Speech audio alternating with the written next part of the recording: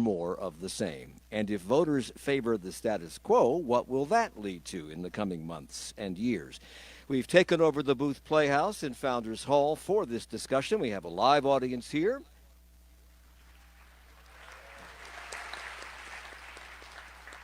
Who we have encouraged to be civil as we talk about the most uncivil of all topics, politics. And we've said that if anything we talk about bothers you, angers you, enrages you, thrills you, then take that energy and vote. We have representatives of both political parties on the stage for the hour, and I'll introduce them in alphabetical order by last name in order to be fair. Wayne Goodwin is chair of the North Carolina Democratic Party.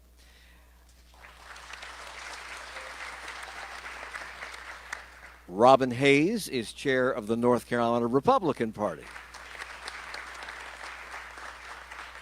Connie Green Johnson is president of the Democratic Women of Mecklenburg County. Sarah Reedy Jones is vice chair of the Mecklenburg County Republican Party. And Dr. Michael Bitzer is political science and chair of the Department of Politics at Catawba College. Welcome to you.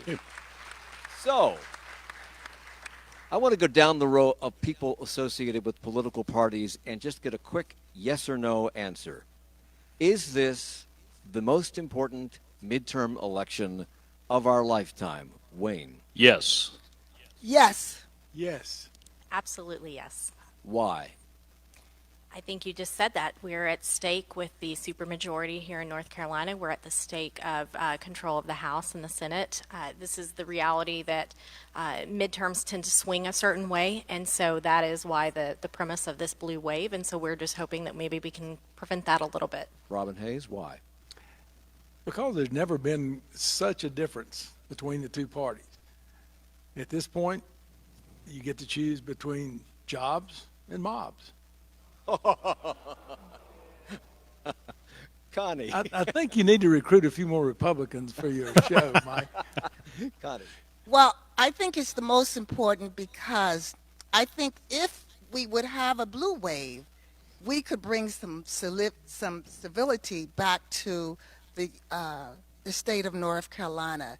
This gross separation where folk are not being governed. We are not being governed because most of the majority is fighting just to keep power. And that's not a good government. That's not a democracy. Wayne Goodwin, why? As chair of the Democratic Party, I will tell you that the reason this is the most important midterm election in our lifetime is because there's so many things we have relied upon as citizens that are being either reversed or threatened to be eliminated. So security has been threatened to be cut. Medicare, Medicaid, we're seeing our foreign policy being shredded. We're losing our good name across the globe. And we're seeing a lot of the things that we have relied upon for our children and grandchildren, clean water, clean air, and the like, up in the air.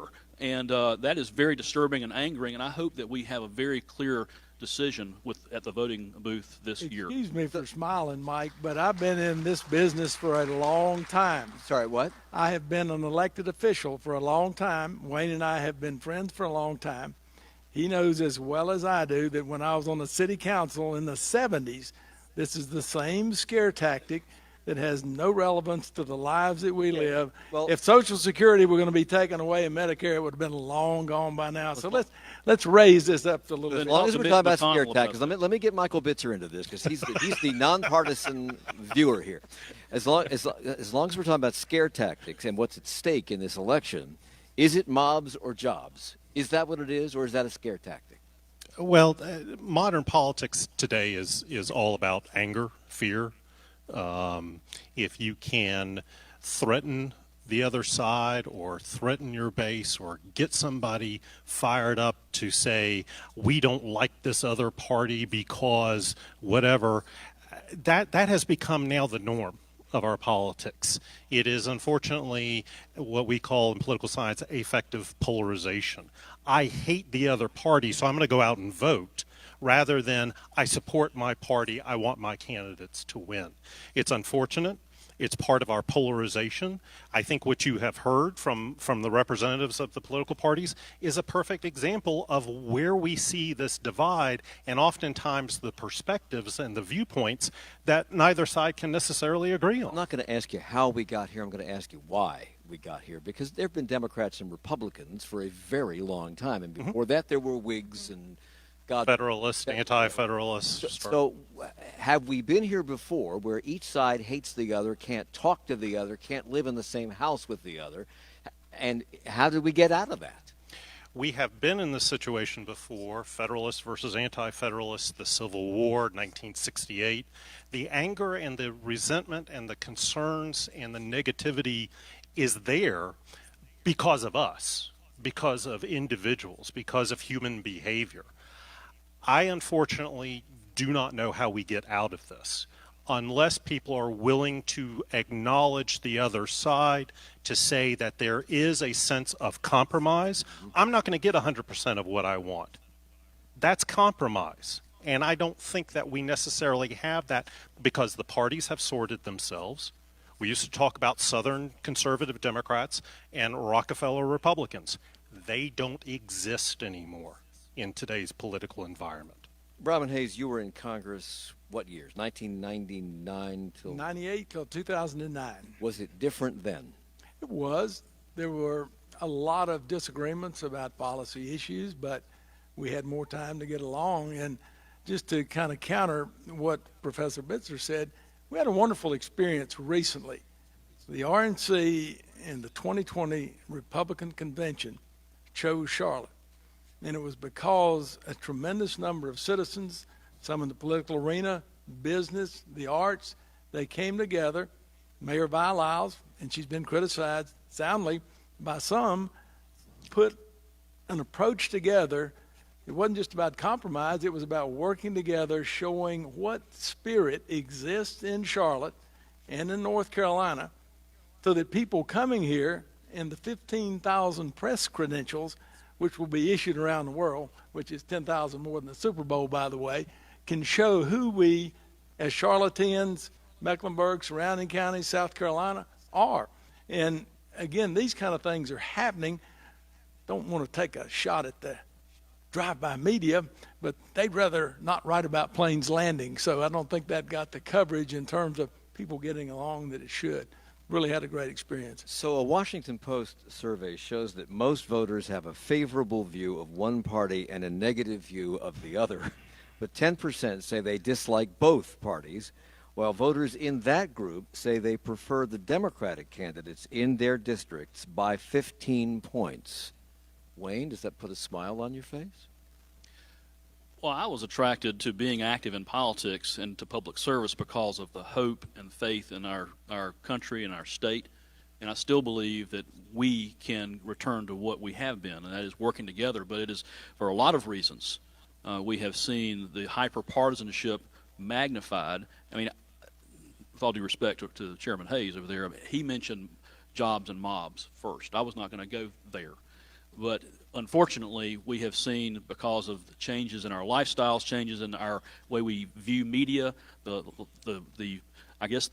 fewer media and more media at the same time, and folks are in their own respective silos. And unfortunately, it's made things hyper-partisan. And it's very disheartening as someone who, I think all of us are here for the right reasons, but we are being pushed and pulled by forces that I hope we can get a hold of ourselves, or it's going to tear us apart. All politics is supposed to be local, and it certainly starts at the local level. So let me talk about the chairs of the local parties here, Sarah and Connie, about why people get into politics. Why are you in politics? What's the end game? What's the overarching reason for you even being interested in it? Because it's a dirty game. It's always going to be.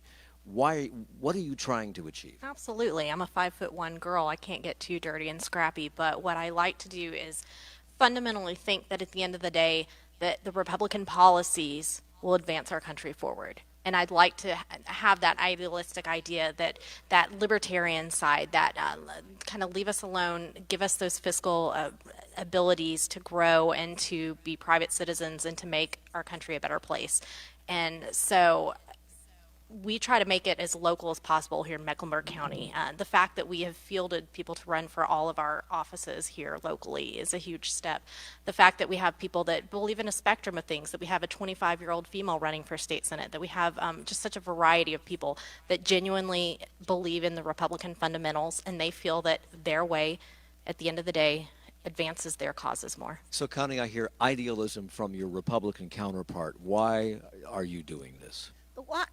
The reason Connie Green Johnson is involved is because I honestly believe, and maybe I'm naive, that our government should be about the people, for the people, and by the people. I honestly believe that.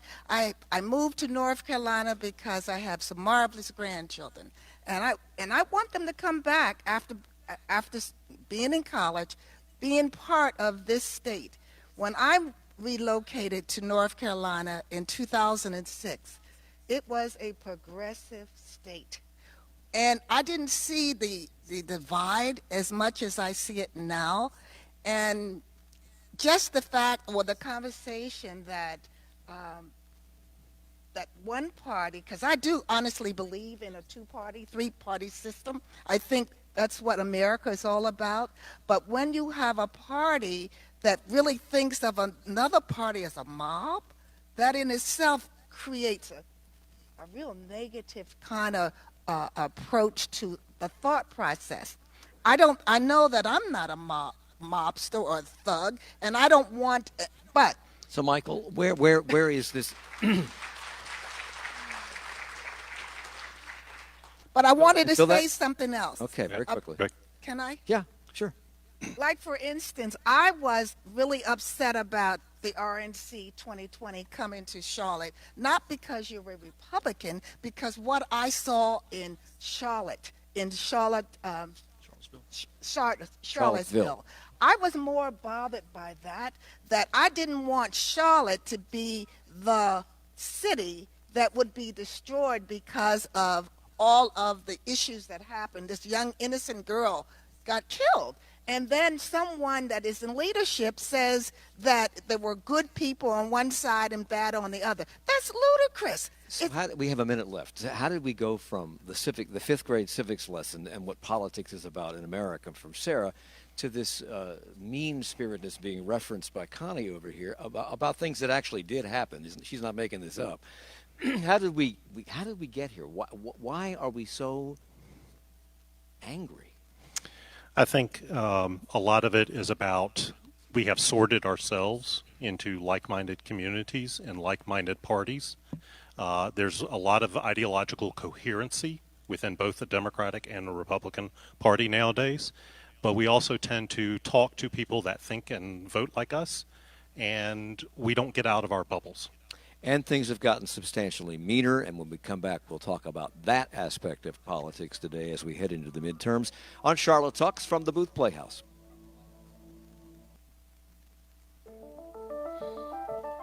Good Okay, evening. so we've got 90 7:20. seconds Thanks left. for tuning in 90.7 WFAE. You're listening to a Charlotte Talks election special live from Booth Playhouse in Uptown. If you missed any part of tonight's conversation about the upcoming midterm election, it will air again tomorrow morning at 9. Charlotte Talks is also always available online at WFAE.org and on the Charlotte Talks podcast. If you'd like to participate in tonight's broadcast, you can tweet at Charlotte Talks. We also have live video of the event on Facebook. Support tonight comes from WFAE members and Francis Dawson of Homes of LKN, serving buyers and sellers of residential real estate in the Lake Norman area for over 14 years. Details at homesoflkn.com. And more of our Charlotte Talks election special coming up in about 30 seconds.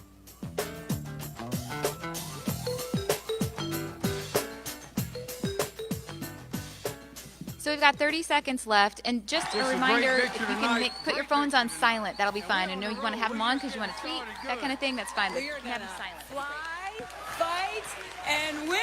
20 Are seconds. you ready to come to Congress with me? The races are on.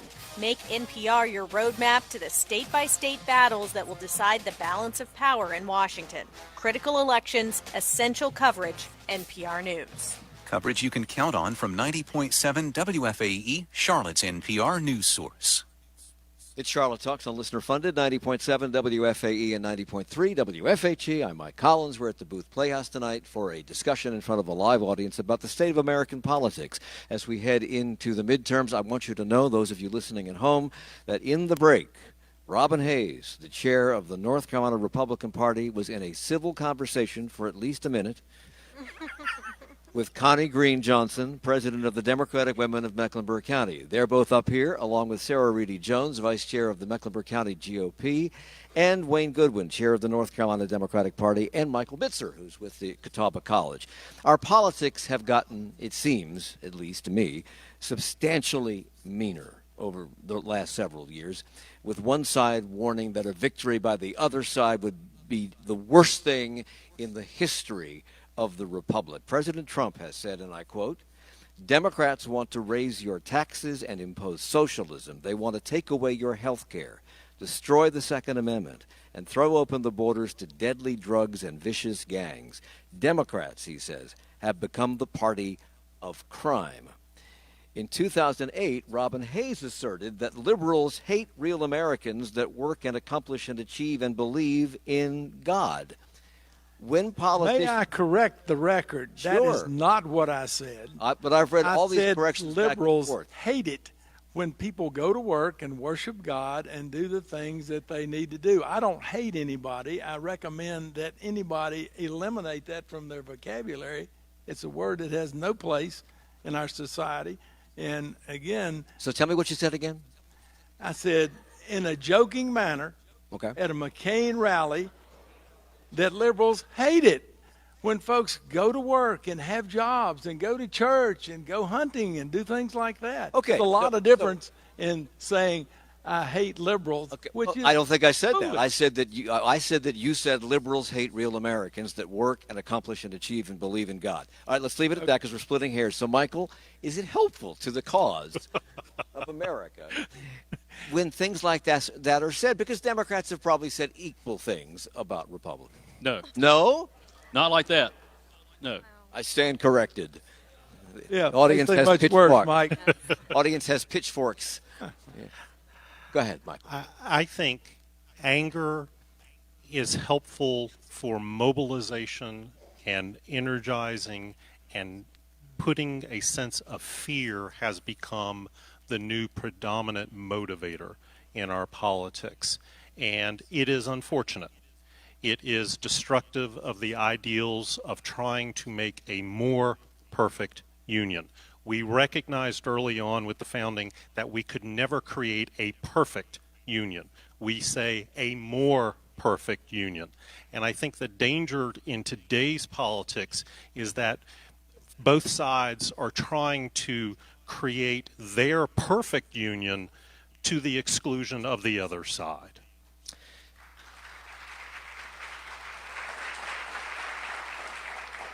So I want to hear from Connie and Sarah on this. And you can tell me whether you believe that politicians actually believe the things like President Trump has said that I just quoted. Do they actually believe those things? And if they do, is there a future in America? And if they don't believe those things, aren't they doing incredible damage to the country by saying them? Connie, go ahead. I think that most of, whether it's they have an R or a D, I really don't think basically people are bad. I'm a product of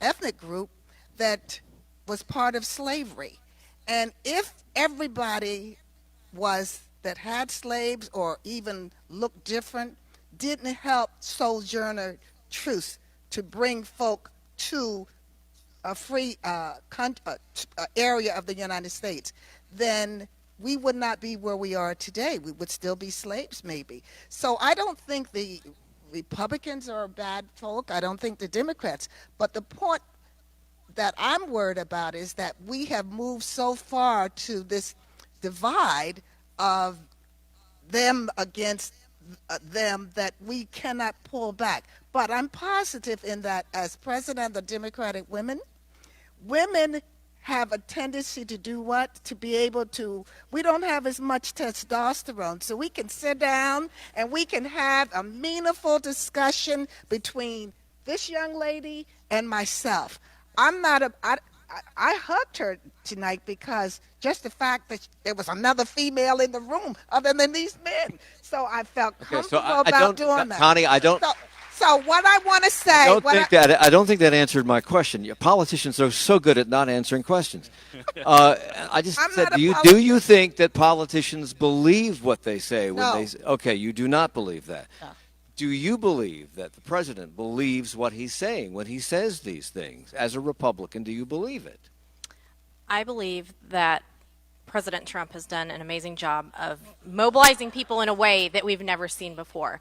Whether or not I personally agree with him on things all the time, what I do see is an anger, and I agree with Dr. Beitzer's comments that this anger is mobilizing people. We see this anger. We see the anger with the Kavanaugh confirmation. But he's causing the anger. Does he believe the things he says? I believe that we come into here to try to have that conversation with you, to try to show why people rally behind him and why they want to see something different, why they like that he's not speaking like the average politician, why he doesn't have that track record of having been an elected official, that he's bringing something different. And I think that this is a crowd that I knew I wasn't going to, necessarily win hearts and minds with, but you do that because you want to show that there are people that really do believe in doing something bigger and different than's been done before. Yeah, but that doesn't answer the question. Nothing will ever answer the question. I mean, the question is not that he's accomplishing great things, because in Republicans' eyes he is, and maybe some of the things he's accomplishing will even come to be seen by Democrats in the future as having been worthwhile, okay? But when you stand up in front of a crowd, and he does this regularly now, these rallies, and you say incredibly negative things about Democrats, much of which can be proved to be demonstrably false, do you think that he believes that? And if he doesn't believe it, if he's just doing it to rile up the base, is that helpful to the Republic? Is it not damaging to the country? I think there's a lot that's going on right now that could be construed. I think that I want to ask that question to Senator Feinstein, if she believed that when she went into doing these hearings. Well, what did she say? What did she say? The fact that she threw that lady under the bus, that the fact that you're seeing people angry and mobilized, and the fact that you are seeing a bounce in the Republican voters. So you're referring to Christine Blasey Ford at the Kavanaugh? I'm referring to that entire debacle. I'm referring to that. Let's talk about the fact that there are instances all across the aisle of people that are just going to extremes and that are just completely marginalizing everything, and it's really a shame. And I knew that the crowd would start booing, and that's disappointing. So I hope that we can have an elevated conversation. Okay, now I've asked everybody to be civil out here, and I want to be able to hear the responses here, because this is not going to be a rally. Yes, Connie, go ahead. I'd just like to add that your president, my president, Donald Trump, is a TV celebrity, and it's about playing those kind of tactics in order to rile up the base in terms of creating fear in groups that feel like they have been disenfranchised. But I cannot believe that you, as a female, would really agree with a lot of what our president says about women. I'd like to speak to that, actually. I'd like to speak to that because a couple of weeks ago I went public for the fact with these Kavanaugh hearings that it was marginal, that men, were the enemy in these things. And a friend of mine was personally attacked and told that he was misogynistic because he supported this confirming Kavanaugh. The fact is, a couple of weeks ago I went public with the fact that in 2003 I was drugged and raped, and that I am a rape victim, and that I still supported the confirmation of Kavanaugh. I think that it is time that we stop identifying women, that I be identified for body parts. I think it's important that I can separate what I think is fact versus fiction, and that I can believe in something, and that I don't have to be told that I have to believe in something because I'm a female, that I have to be Democrat or this or that I can have a strong opinion as a Republican female. So I'm sorry. I want to come back to the Kavanaugh hearings, but I want to warn you, Connie, that it's 7:31, and I know you have tickets to Hamilton, and you have to go because they start in 3 minutes. So I'm going to let you go, and I will thank you for being here. I appreciate it. Connie Green Johnson is the president of the Democratic Women of Mecklenburg County. I want to come back to the Kavanaugh hearings a I'm little going bit to give later. Connie my card. She can call and talk to me anytime about anything. So, Wayne, you have said that Democrats in North Carolina are angry and fed up, and they want to fight in every district. Your party held power in North Carolina for 100 years, and the Democratic Party pretty much held the United States government as well since the 1930s on. They don't anymore, pretty much anywhere. What did you do wrong? Well, as perhaps the professor will provide some illustration, the parties back then are not the parties of today. The Democrats of yore are the Republicans, the Dixiecrats, and the current Republicans now, and both parties have flipped their respective positions. And so it's not really, I think, fair or correct to compare then and now. But we should talk about now and tomorrow. And I am so excited. I know we're talking about negative stuff here. I'm talking about some positive stuff. Okay. I am so excited and inspired.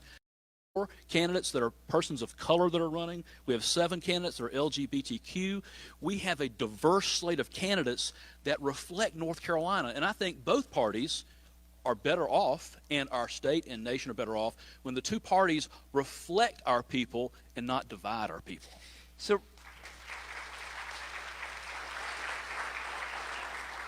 Robin Hayes, not only were you in Congress at a kinder, gentler time, you're old enough to remember when Democrats and Republicans could actually argue on the floor and then go out to dinner with each other and have a good old time, and that key leaders in both the House and the Senate in Washington were friends. They were personal friends, even though they were Republicans and or Democrats. Before the 2016 election, you referred to that contest as the Republic's last stand, fretting about the survival of the country and the state unless Republicans were elected. You're not alone in saying those things. Democrats say those things too. Why do those things have to be said? I'm not at all remembering the context, so it's a little bit awkward, but I will say that a chair of the party is elected to be a partisan representative of Yes, that but to say party. that if we don't win, ladies and gentlemen, if you don't vote for us, we're going down the tubes. Did I say that? No, but that's what Okay. it's the I the was Republic's last stand. Yes, you did. Well, if you want to take a conservative last stand, if you let the other side take over and their platform is dramatically different from ours, then it is your last stand until another Remember, what do you see as the most dramatic differences? the most dramatic differences, I have no idea. But I know every time I've been elected, whether it's State House or Congress, I was running in a Democrat district. Okay. Unequivocally. And I got along and got elected because I represented the people that lived in that district. That is the possible missing ingredient that people who are now elected need to refresh themselves on. Their representation of their district is the most critical part of their service, not just a blind loyalty to whichever party to take them where they want to go. But there has been a dramatic change, an escalation. Sarah talks about the Kavanaugh hearings. We cannot get away from that. That was a situation where professional prosecutors took the rule of law, reversed it 180 degrees. Now you are guilty until proven innocent. Now, if you think about a last stand, people who have a minority position, regardless of what it is, if we reverse the rule of law and consider them guilty unless we prove them innocent, that is a radical. Wayne didn't like my mobs or jobs. How about reasonable versus radical? And Sarah, I know you were very emotional when you talked about it. So I'd like to hear, in what way was the rule of law turned on its head? Was innocence until proven guilty flipped? Just because we had a hearing on it? Well, first of all, I think if we want to talk, if this whole thing is about being a more civil, how do we get to a more Right. civil America? I think the way that the entire thing was handled was crazy. Back to my idealistic days, I was a Capitol Hill intern, and I got turned away one day because I had open-toed shoes. And yet now people can come in, walking in wearing crazy costumes and theatrics, and just kind of making so much noise around something so sacred and so important as a hearing. And you're referring to the people in the gallery now? Just in general, yeah. I think the disruptors, mobs versus jobs is catchy, but I think there's a lack of that respect of going into Capitol Hill and respecting the process. And I think that, frankly, every side failed when it came to the Kavanaugh hearing. If you're referring to people marching on the Capitol and people actually in the hearing shouting out during the hearing, I've never seen any behavior quite like that myself. But can't the blame for that be put on the rhetoric that's coming from politicians? Period. I think so, and I think what you also see is I think you really scare a lot of good people out of wanting to put their name on the ballot, of wanting to serve as a judge, of wanting to serve in some sort of public official level. I think that people are so afraid now that they're going to be torn to the wolves, and that this innocence until guilty, guilty until innocence. I think that it's a really scary precedent, and I think you're really dissuading a lot of people from wanting to get involved in the process. Michael, is that what happened? Do you see her point? I guess that's my question. I always tell my students that to serve the public is oftentimes the highest calling that one can give. Whether you serve in a military uniform, whether you serve in elected office, whether you serve the public in a variety of professions. I think that what we need to remember always is that these people are putting themselves forward for that public service, and that oftentimes our partisan lenses color our judgment, color our rhetoric, color our feelings about a particular individual to the point where we truly can't see. And until we are willing to take off those blinders that has become so much of a part of the norm, I tell my students, this kind of behavior, this kind of activity was not the norm. And with that, we must stop from the Booth Playhouse. It's Charlotte Talks. We'll be right back.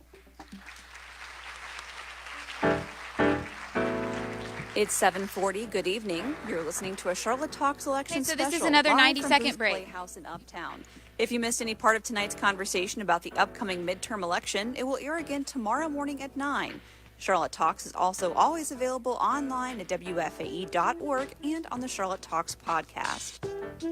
Coming up at 8 o'clock on Fresh Air, voting rights and voting restrictions, Terry Gross talks with Ari Berman, author of Give Us the Ballot.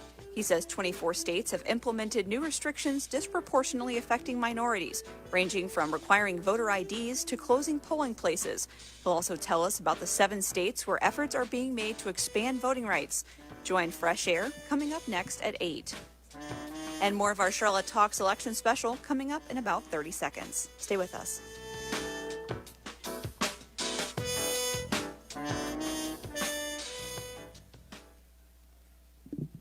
30 seconds. What's the message that this inaction by President Trump sends to Mohammed bin Salman? Well, the message is that he has a free hand to do whatever he wants. And that is, above all, the message that MBS has taken for the last 12 months. I'm Michael Barbaro. That's Today on the Daily from the New York Times.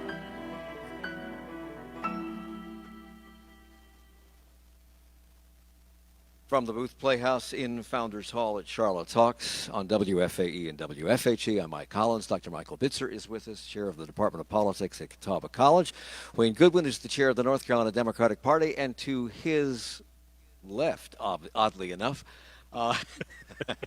Small matter of Is perspective. Sarah my Reedy party. Jones, Vice Chair of the Mecklenburg County GOP, and Robin Hayes, Chair of the North Carolina GOP. I want to move into state politics in a second, but before we do that, you brought up the word hope a minute ago, off the air, Wayne Goodwin. Yes, sir. And Sammy on Twitter writes, I remember the Obamas and hope. That was always at the center of their campaign. It worked. Why don't Democrats embrace that anymore? We do embrace that, but unfortunately, the tenor and timbre and all the different messages out there, unfortunately, are drowning what should be a hope-filled message. I am hopeful. Our party is hopeful. We're talking about clean air, clean water, better jobs, better schools, talking about opportunities for all. And unfortunately, these days, it seems like what gets covered, whether by the media or by folks in politics or by candidates, are really examples of hypocrisy. And we get so distracted by the hypocrisy out there as tearing people away from what should be a great opportunity for the American experiment to be practiced once again. I mean, we should be celebrating the common elements between our parties and among our people. And with what's happening in Washington, I won't say trickled, it has poured down on Raleigh in this state, and our politics is really at its lowest point I've seen in a long time. But I believe that we can turn it around, and through community conversations and by finding common elements among us and focus on that, we can have hope. And when you say turn it around, are you talking about the tenor of the conversation, or are you talking about the makeup of the House and Senate and the state General Assembly? I think both. I mean, if you're talking about the U.S. House or the North Carolina House, either one. I mean, there's been lots of coverage about gerrymandered districts and how they don't necessarily reflect the populace. We are a purple state. We're a divided country, but that should help us work together, not tear us further apart. Right. In business, if you have folks of differing opinions, you try to find things that work together. And so I think turning it around means not only turning around the politics of it, but turning around how we approach these election cycles. And maybe I'm just an idealist. And I guess I've been around a good while too, but I still believe in hope. I still believe in how and why we were founded as a nation. And I think that when it all comes said and done, we are all Americans, we're all North Carolinians, and that if we just focus on what unites us, then that's turning it around. And I would wager, Robin Hayes and Sarah Reedy Jones, that you would echo those comments, would you not? You still believe in hope? Absolutely. Hold these truths to be self-evident, that all men are created equal. The uniqueness of our experiment, which is 280-some years old now, was a complete reversal of the monarchy, the dictator. Here we said God empowers all of our citizens to elect representatives in a republic to then decide how we will order our lives together. That's what Charles Colson said politics should be, and that's where we need to be. And as I think through any of the different challenges and opportunities that I face, that's at the heart of it. How can we, as political figures, revert to a neighborhood mentality where our deeds, not our words, demonstrate how much we care, and we have a responsibility because of our endowment to reach out and do the right thing, straighten ourselves out. If we govern ourselves, then we can govern and help the person next to us. That's my view of the world. So let's bring this down to North Carolina. To break the Republican supermajority in the General Assembly, Michael, Democrats need to flip, I think, 4 seats in the State House or 6 seats in the Senate to break the supermajority. Is that doable? And then maybe you ought to explain the supermajority versus the simple majority. Right. Well, supermajority is the number of seats in both chambers to override a governor's veto. So right now we do have divided government. The governor is a Democrat. The legislature is controlled by Republicans. If you can break the supermajority, you can basically prevent the legislature from overriding the governor and doing what they want to do. And I think that in today's environment, it is a possibility that one of the chambers will at least lose that supermajority status. I am very doubtful that either chamber would flip at this point. I think North Carolina... So what happens then? if they don't change, if the Republicans still control things, right. but they don't have a supermajority, which means they can no longer immediately override the governor's veto, what happens then? One of two options. The two branches of government work together or they don't. And that's going to have to be an interesting concept in this whole principle of, dare I say again, compromise. Okay. Is compromise possible? Absolutely. Absolutely. Yes. I mean, whenever What issue would you be willing to compromise on? Name one. Well, here's Coastal here you go. resources, how we manage our coastal resources, both the land, the water, and the fish, shellfish, finfish. That is I a think wonderful place. a lot of our local candidates have really got a good bent on judicial reform. I think you can see that really, especially a lot of the younger candidates. That's something that I think we could work together across the aisle on. I believe that there are a host of issues if folks are willing to sit down together, and I believe that when Democrats break the supermajority in one of the chambers, I believe they will, that there will be an opportunity for more people to be at the table to decide what we agree on. And I think part of the compromises can be on where we spend our money and how much we spend our money in our budget and the other things. But I think also where you will see a lot of folks come together. I know that, I'm not sure where Congressman Hayes is on this, but I know that there are many Republicans who would like to see an independent redistricting commission. And that's something where we can work together. I didn't quite hear, have a redistricting committee? Independent redistricting commission. That there are Republicans. Now, are we going to, in this atmosphere, we're going to bring in from Mars, or how do you find this independent? That's a wonderful We had idea. at least 5 in the audience. I like the sound of it. It's But another until state. we figure out exactly how it is, the rules are very clear. You have a census every 10 years. The party in power at the end of the 10 years gets to draw the district. And when I was in the minority, 42 of us in 78 Democrats, I didn't have much of a voice. Now, I remember Jack Hunt, wonderful rules chairman from Shelby, still living. He stands up, and the rules chairman, that controls everything, he said, I love everybody in this chamber, but I love some more than others.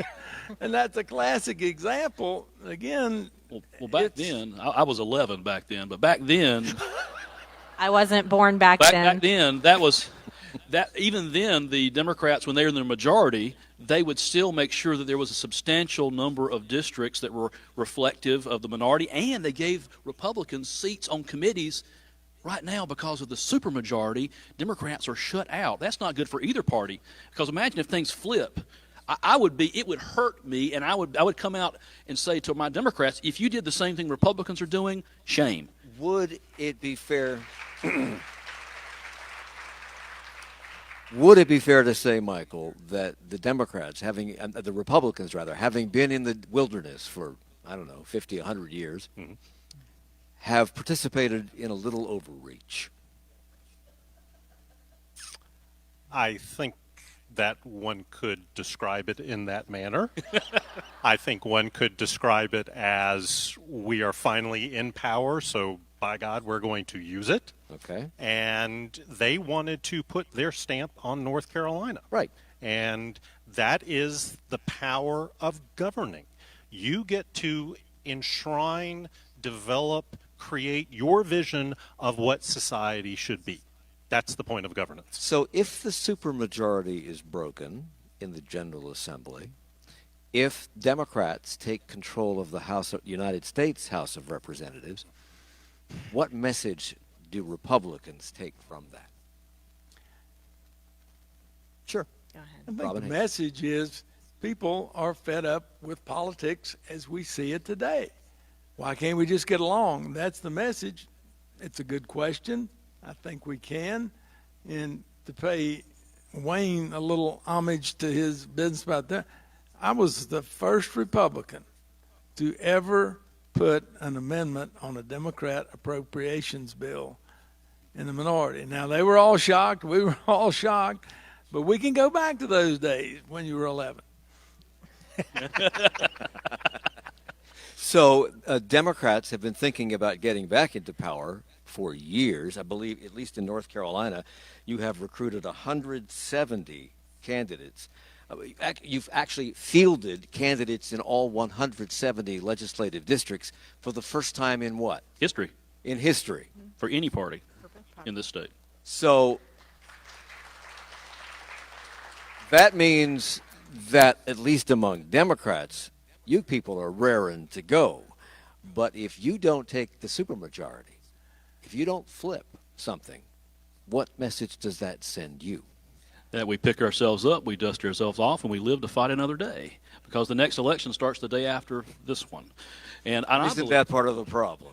Well, no. Actually, I think it shows that this is an ongoing experiment. And further, the fact that we were able to recruit historic record numbers of women, persons of color, veterans, retirees, folks, educators, such a diverse slate of candidates in even in districts where you can look at the numbers and know that things are not going to turn out the way you'd want them to go, but people want to have a difference. They want to show that there's a contrast, give people a choice for the first time. That's a good thing. It should be a good thing for both parties. And I think that this is an opportunity for both parties to make themselves better. Can I speak to that? Sure. He's right. But we did the same thing. The thing that I'm a little leery about, I think we need to have a little more emphasis, and we recruited record numbers of women, African Americans, Native Americans, across the board. But I want to see a little more emphasis on capability politics, not identity politics. Okay. And that's identity politics is a phrase that Republicans use liberally, small l, liberally, to beat Democrats over the head with. But you have a record number of women running. I'd like to hear from Sarah about this. What would politics be like? Because women make up 51% at least of the population. What would politics be like if the representatives in our various bodies around the country had the same composition?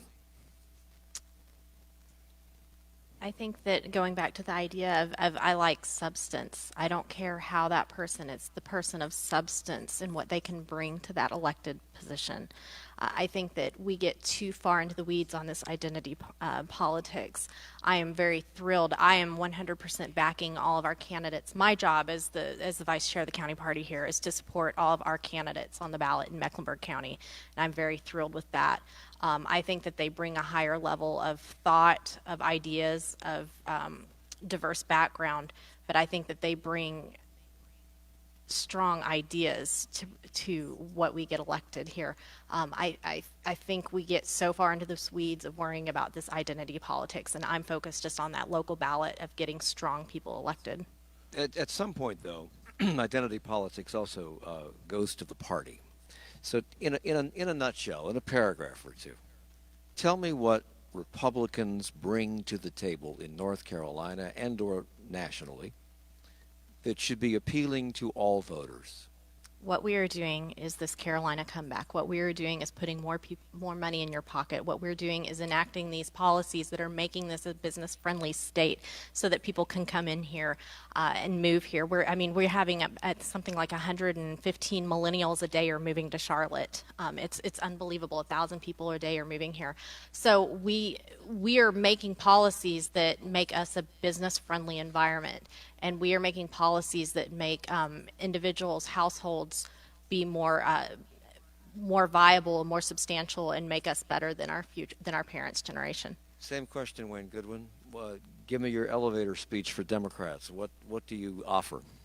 In addition to Democrats proposing and offering us being business friendly for small town North Carolina, we also want to be family friendly. That means having the strongest schools that we can. That means having the better roads, better bridges, clean air, clean water. I know folks talked about identity politics, but I think it says something when we are reaching out to have more women, more persons of color. Our party, the Democratic Party, is taking huge steps to go out and recruit more candidates that reflect North Carolina. And I commend the Republican Party for reaching out and doing more of the same. But I do worry that if one party or all parties don't do that, then it leads to more division. So the Democratic Party of North Carolina is fighting for everybody, and particularly on pocketbook issues and kitchen table issues. And that's where, as I travel the state day in and day out, that's what we're talking about. We're not talking about Kavanaugh. We're not talking about all these other things. We're talking about who's going to help my family tomorrow and the next day. Robin Hayes. Classic example, the financial responsibility position of the Republican Party has gotten us out of debt and created a tremendous rainy day fund. In North Carolina. In North Carolina.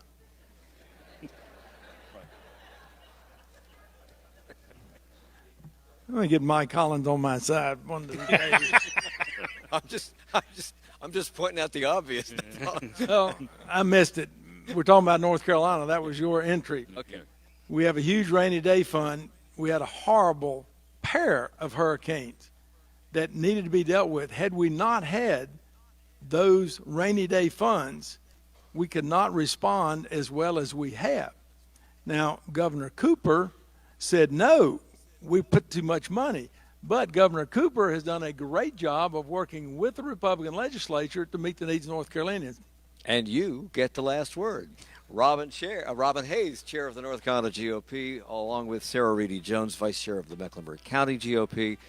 Wayne Goodwin, chair of the North Carolina Democratic Party. Earlier, Connie Green Johnson was here, president of the Democratic Women of Mecklenburg County, and Dr. Michael Bitzer, chair of the Department of Politics at Catawba College. Thank you all.